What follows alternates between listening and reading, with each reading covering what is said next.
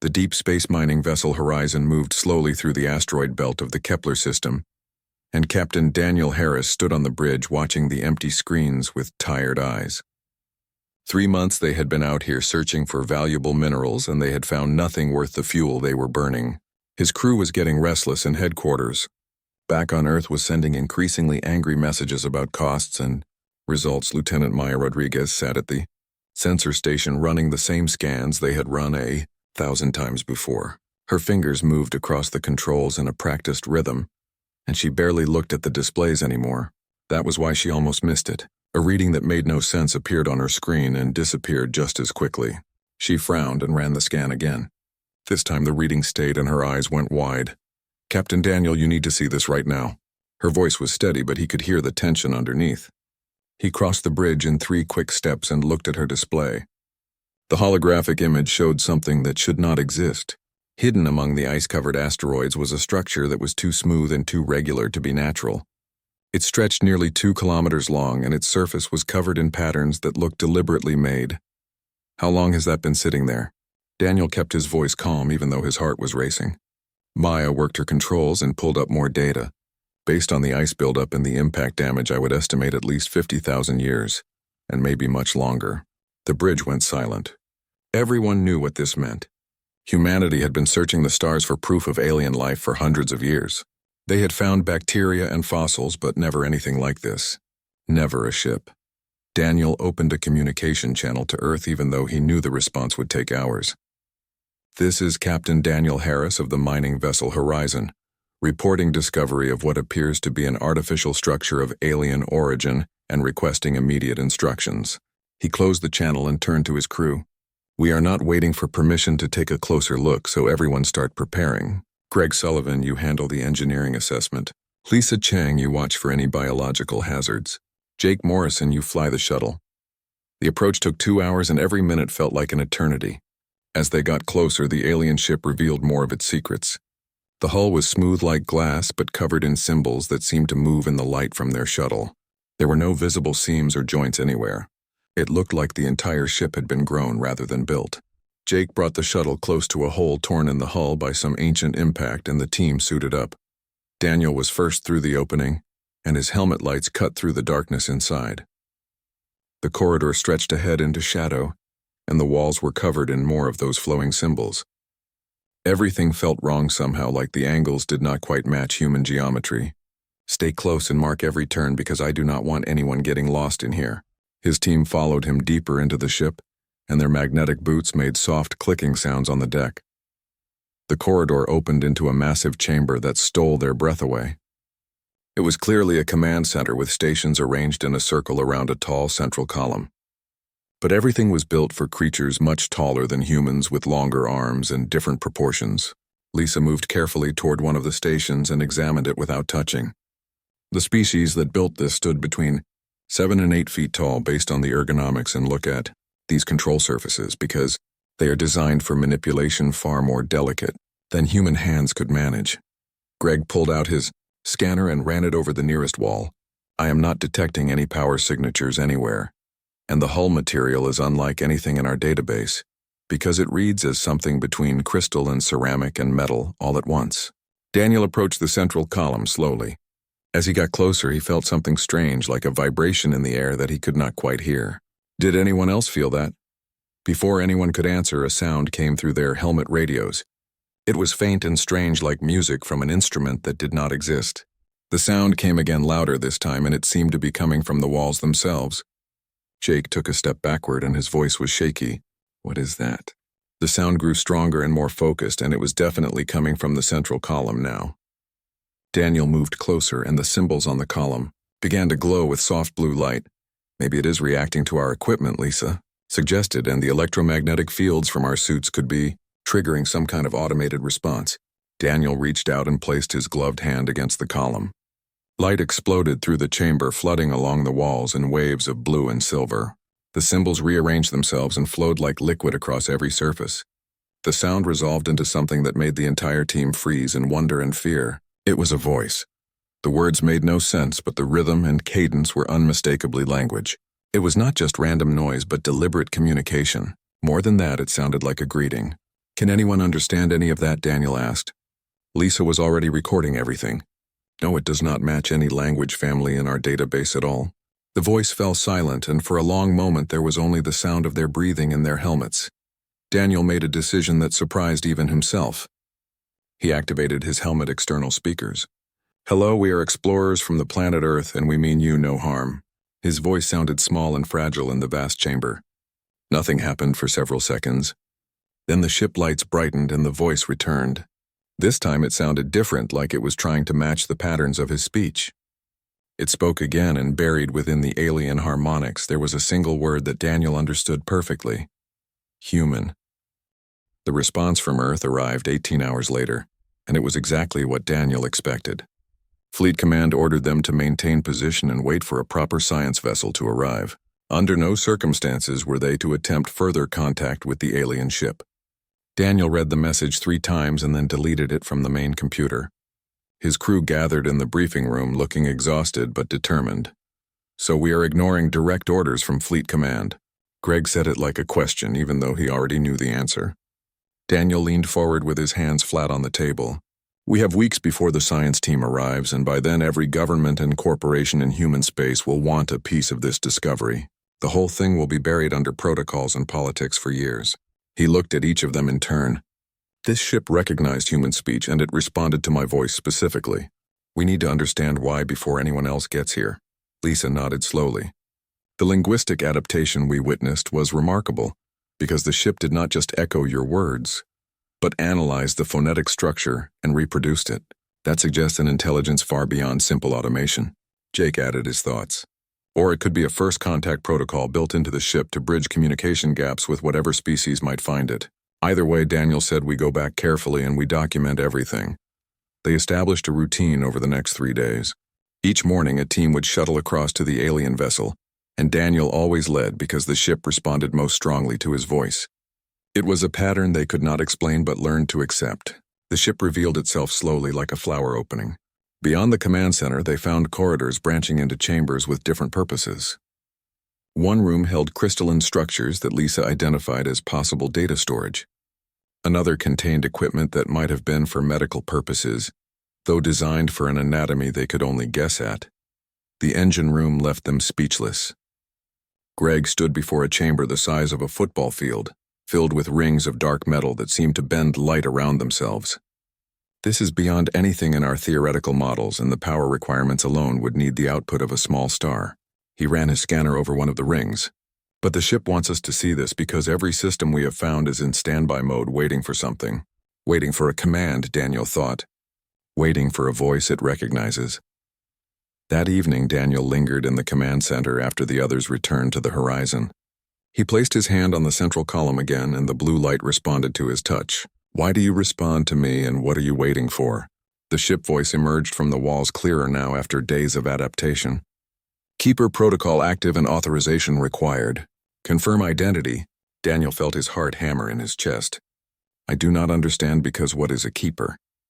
The lights flickered and symbols raced across the walls faster than he could follow. Images began to form in the air around him like holographic projections. They showed creatures that matched Lisa predictions. Tall and elegant with 4 arms and eyes that seemed to hold entire universes. The projections showed them working on the ship and living their lives, and then darkness. The images showed worlds burning and stars going dim. The tall beings fought something Daniel could not see clearly. Something the ship would not or could not show. Then there was only emptiness and the ship drifting alone through the void. The builders fell and the enemy came. The ship spoke with something that might have been sadness in its voice. The keepers were chosen to carry the light forward. But I am not a keeper, Daniel protested. I am just a human, and we have never seen anything like you before. The ship was silent for a long moment.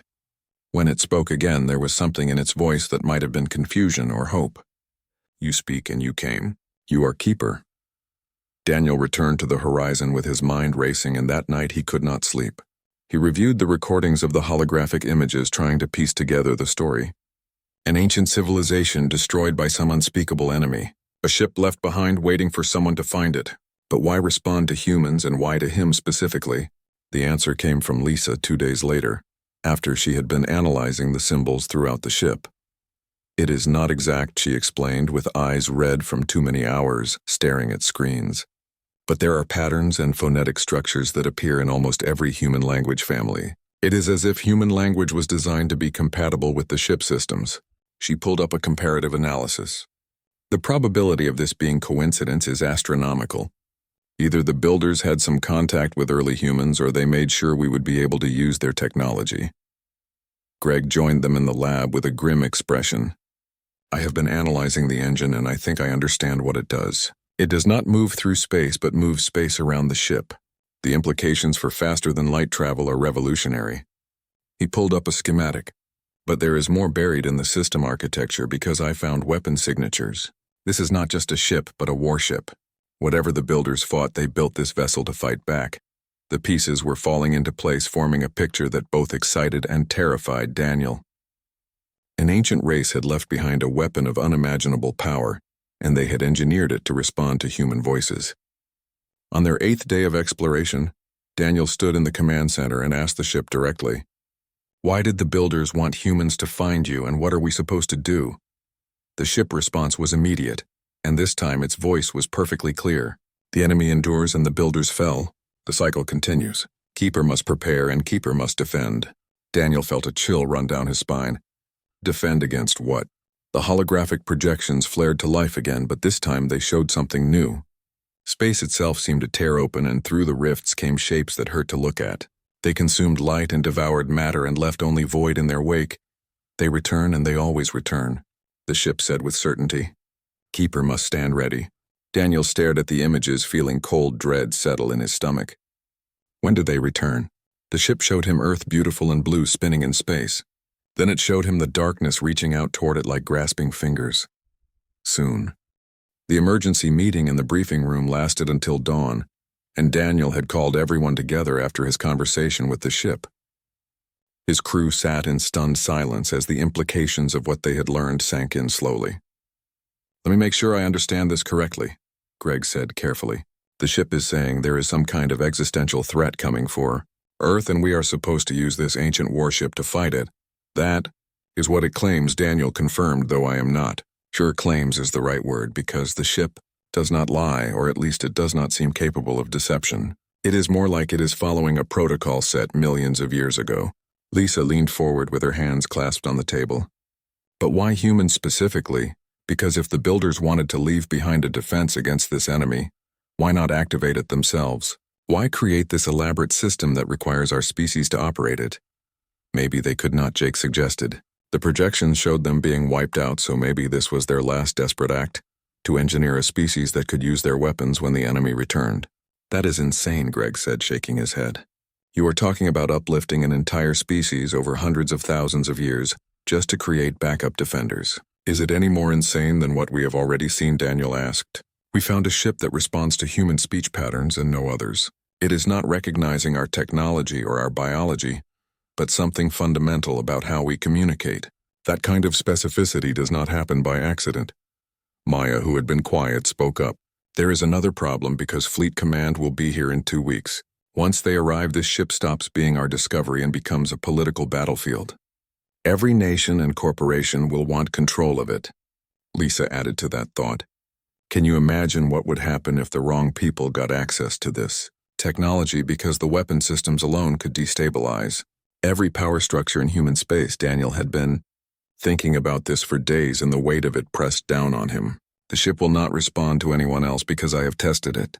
When you try to interact with the systems, nothing happens. It only activates for human voices, and even then it responds most strongly to mine. I do not know why, but I am the one it has chosen as keeper. So what are you proposing? Greg asked, though. His expression suggested he already knew. We activate it and we learn how to operate it, Daniel said firmly. And we do not tell anyone until we understand what we are dealing with. The room erupted in argument with voices overlapping as crew members debated the ethics and the risks.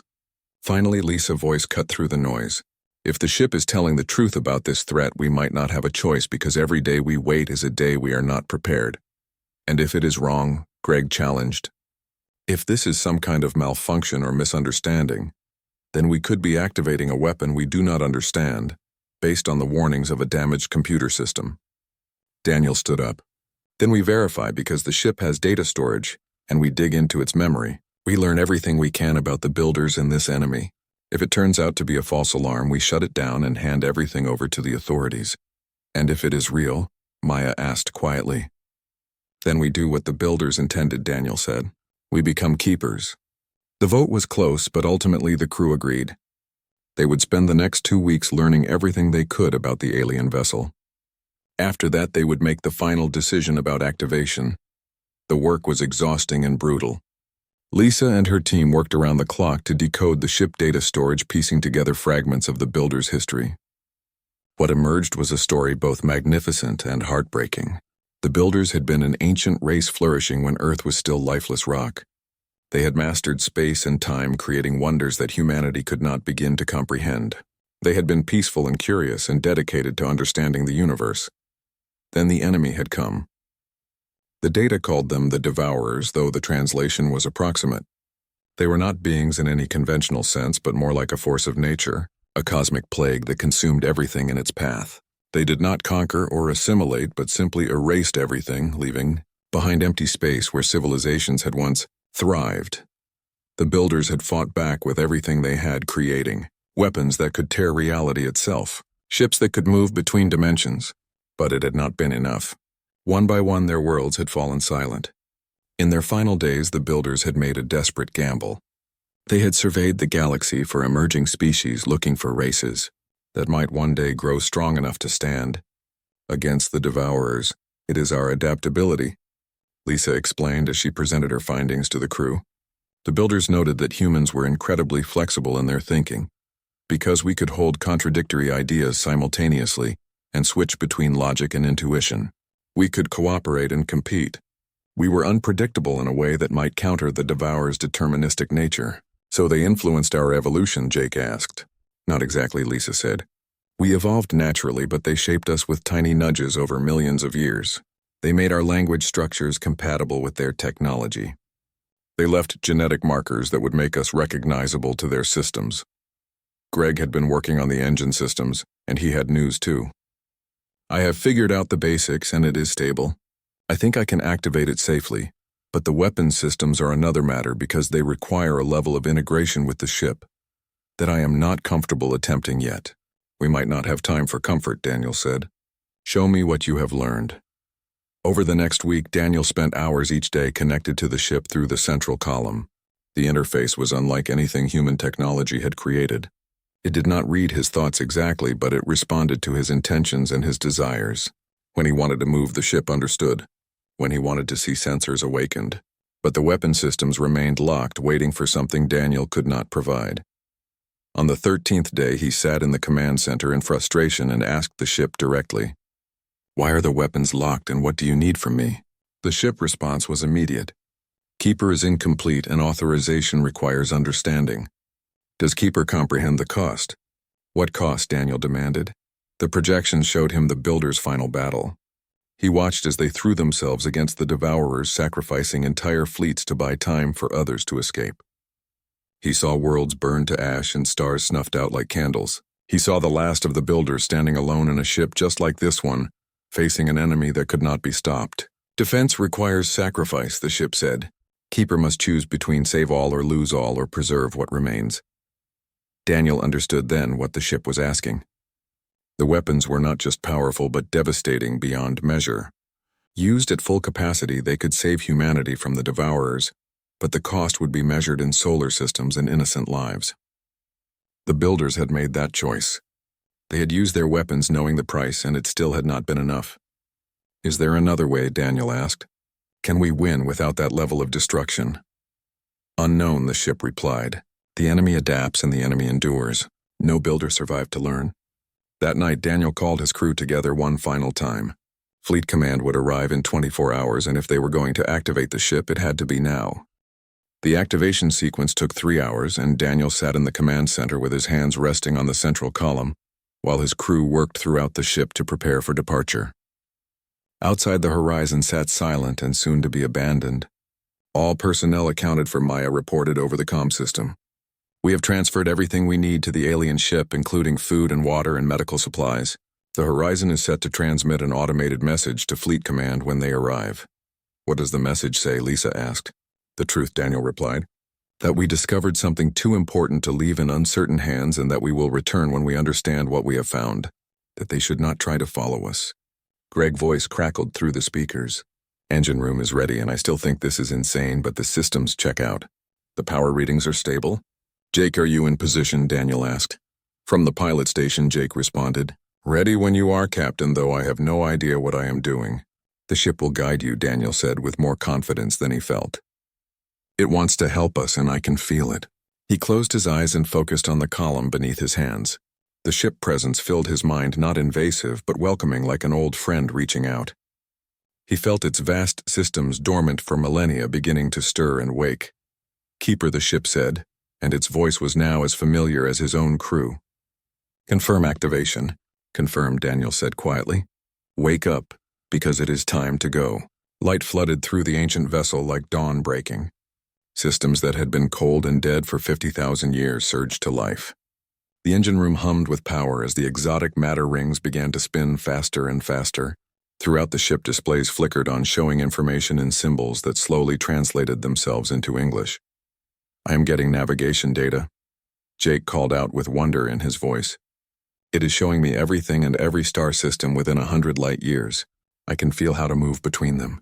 "Shields are active," Greg reported, "and the structural integrity field is holding strong. Whatever this hull is made of, it is now tougher than anything in our fleet." Daniel opened his eyes and the command center had transformed. Where before there had been only empty stations and dead displays, now there was light and life. The ship had awakened and it was magnificent. "Break us free of the asteroid cluster," Daniel ordered. "Slowly, because I do not want to damage anything." Jake's hands moved over the controls, guided by the ship intuitive interface. Outside, invisible forces pushed against the ice and rock that had accumulated over thousands of years. Chunks of frozen debris drifted away, revealing the full glory of the alien vessel. From the bridge of the horizon, automated cameras captured the moment. The ancient starship broke free from its tomb with its hull gleaming in the distant light of the star. Then it vanished. The transition into faster-than-light travel was nothing like human jump drives. There was no build-up or countdown. One moment the ship was there, and the next it had stepped sideways out of normal space. The universe twisted around them, and stars became streaks of light that bent and curved in impossible ways. "Where are we going?" Lisa asked as she watched the display with wide eyes. Daniel consulted with the ship navigation system. "There is a nebula about 40 light years from here, and it is dense and full of ionized gas and radiation. It will hide our signature from any pursuit. We can set up there and start proper training." The journey took 6 hours in their new frame of reference, though the ship informed them that in normal space years were passing. It was one of many adjustments they would need to make. The nebula was beautiful, with colors of purple and blue and brilliant red, all swirling in massive clouds of stellar gas. The ship dove into the densest region and came to rest hidden from any conventional sensors. "All right," Daniel said, gathering his crew in the command center. "Now the real work begins, because we have a ship we barely understand, and an enemy we know almost nothing about. Where do we start?" Lisa had already been making plans. "I need to map the entire data storage system because there might be information about the devourers we have not found yet.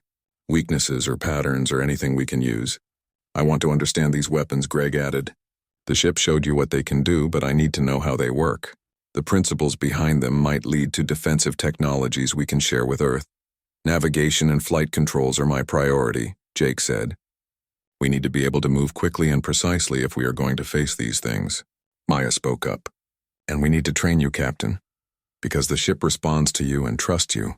You are going to be the one directing it in combat, so you need to know every system and every capability and every limit." Daniel nodded, feeling the weight of responsibility. "Then we work in shifts and 24 hours a day every day. We will spend 6 months here and maybe more. By the time we return to inhabited space, we will be ready." The months that followed were the hardest of their lives. Each day brought new discoveries and new challenges. Lisa unlocked data caches that revealed the Builder's millennia-long struggle. Greg learned to manipulate exotic matter and fold space in ways that would revolutionize human physics. Jake became one with the ship, dancing through the nebula at speeds that would have crushed any conventional vessel, and Daniel learned to be a keeper. The ship trained him relentlessly, showing him battles from the ancient war. It forced him to make split-second decisions with entire civilizations hanging in the balance. It taught him to feel the ship systems as extensions of his own body, to sense threats before sensors could detect them, to coordinate weapons and shields and movement in perfect harmony. But it also taught him restraint because the weapons were terrible beyond measure. One weapon could sterilize a planet. Another could collapse a star. A third could tear holes in reality itself, opening doorways to places that should not exist. The builders used all of these, the ship told him during one training session. They threw everything at the enemy and still they fell. Then how are we supposed to win? Daniel asked with frustration. By being what they were not, the ship replied. By choosing differently, and by finding the path they could not see. It was maddeningly vague, but Daniel was beginning to understand. The builders had been powerful but rigid in their thinking. They had fought the Devourers with overwhelming force, trying to match destruction with destruction. It had cost them everything. Humans would need to be smarter and more creative and more unpredictable. 5 months into their training, the ship detected something. A signal, faint but growing stronger, coming from the direction of Earth. What is it? Daniel asked, studying the display with concern. The ship analysis appeared in English text. Devourer scout probe and early warning system seeking suitable targets. Daniel's blood ran cold. How long until it reaches inhabited space? At current trajectory, 8 months and 17 days, the ship calculated. And if we destroy it, Daniel asked, already knowing the answer, the enemy will know and they will send more. The cycle will accelerate. Daniel called his crew together with urgency. The advanced scouts are already here and we are out of time. We are not ready, Greg protested. We have barely scratched the surface of what this ship can do. We are as ready as we are going to be, Daniel countered. The question is, what do we do? Because if we destroy that probe, we announce our presence. But if we let it continue, it will map our defenses and locate our worlds. Lisa studied the data carefully. There might be a third option. And what if we capture it instead of destroying it? Study it and learn how the Devourers operate. Maybe even use it to feed false information back to the enemy. Can we do that? Maya asked doubtfully. Daniel consulted with the ship. Maybe because the builders tried it during their war. Some attempts succeeded, but most failed catastrophically. So we are back to a choice, Jake said. Fight or hide or try something risky. Daniel looked at his crew and saw the exhaustion and determination in their faces. We capture the probe, he decided. We learn what we can and then we go home because Earth needs to know what is coming. The Devourer probe was small, no larger than a human shuttle, but its presence filled their sensors with wrongness. It was not made of matter in any conventional sense, but seemed to exist partially in normal space, and partially somewhere else, flickering between states too quickly for the eye to follow. I am reading energy signatures that do not match anything in physics, Greg reported from his station. It is like the probe is borrowing power from another dimension or another universe. The builders called it the deep, the ship explained. The Devourers draw their power from the spaces between realities, and it is what makes them so difficult to fight. Daniel studied the tactical display carefully. The probe was moving through space in a search pattern, scanning everything it encountered. It had already mapped 3 uninhabited systems and was now heading toward a mining colony on the edge of human space. We need to intercept before it reaches that colony, Daniel said with urgency. Jake, plot an intercept course. Maya, prepare the capture systems. Greg, I want you ready to isolate it the moment we have it contained. And if it tries to send a warning signal, Lisa asked. Then we destroy it and run, Daniel said grimly. But let us hope it does not come to that. The ship dropped out of faster-than-light travel 3,000 kilometers ahead of the probe. For a moment, nothing happened. Then the probe seemed to notice them, and its flickering intensified as it scanned the alien vessel. It is trying to identify us, Lisa said, watching her displays. Its sensors are probing our hull and our energy signature and everything. Let it look, Daniel said calmly. The ship shielding will keep it from learning anything useful. But the probe was not satisfied with passive scanning. It began to move, accelerating toward them with impossible speed for something its size. Energy built along its surface, preparing to fire. It is attacking, Maya warned. Weapons hot. Shields up, Daniel ordered. Jake, keep us between it and the colony because I do not want any warning signals getting past us. The probe fired and space itself seemed to tear. The beam it launched was not energy or matter, but pure negation trying to unmake everything it touched. It struck their shields and vanished, absorbed by the builder technology. Shields holding at 98%, Greg reported with relief. But that weapon is nasty because if it had hit us without shields, it would have erased a chunk of the hull from existence. Now, Daniel said. The ship responded to his will instantly. Capture fields deployed like invisible webs wrapping around the probe from 6 directions simultaneously. They cut it off from its power source in the deep. The probe fought back viciously, cycling through dozens of different attacks trying to find a weakness. But the builders had learned from millennia of warfare and their capture systems held firm. "We have got it," Maya confirmed with satisfaction. The probe is secured in Containment Bay 3. It is still active, but it cannot escape. Daniel allowed himself a moment of relief. Then he realized they had just done something that should have been impossible. They had captured a piece of Devourer technology, something the builders had rarely managed. "Run every scan we have," he ordered, "but maintain the containment at all times. Lisa, I want you to analyze everything about that thing." Greg tried to figure out how it communicates. Jake plot a course back to Earth because it is time to go home. The journey back took 2 days, and they used the time to study the probe. What they discovered was both enlightening and terrifying. The Devourers were not a species in any biological sense. They were more like a plague spreading through the fundamental forces of the universe. Each probe and each ship was a fragment of a greater whole connected through the deep to an intelligence that spanned dimensions. "They are not evil," Lisa explained as she presented her findings. "They do not hate or desire or feel anything. They are more like a natural process, like entropy or gravity. They exist to consume and to reduce complexity back to simplicity. From their perspective, life itself is an aberration that needs to be corrected." "How do you fight something like that?" Maya asked quietly. "The builders tried to match them in power," Greg said, "but the Devourers kept adapting and kept evolving their tactics. Every weapon the builders created, the enemy found a counter for." "Then we do not fight them directly," Daniel said. "We fight smarter, and we use the probe to feed them false information. We buy time to develop defenses and warn other species. Assuming anyone believes us," Jake pointed out.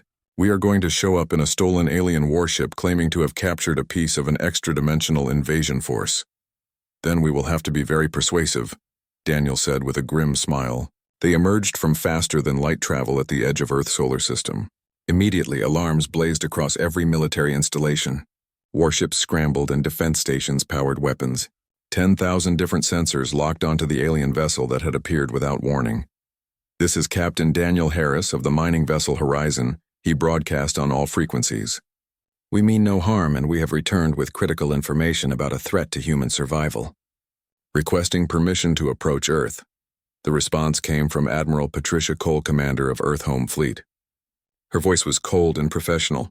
"Captain Harris, you are ordered to power down all systems and prepare to be boarded. You are under arrest for theft of alien technology."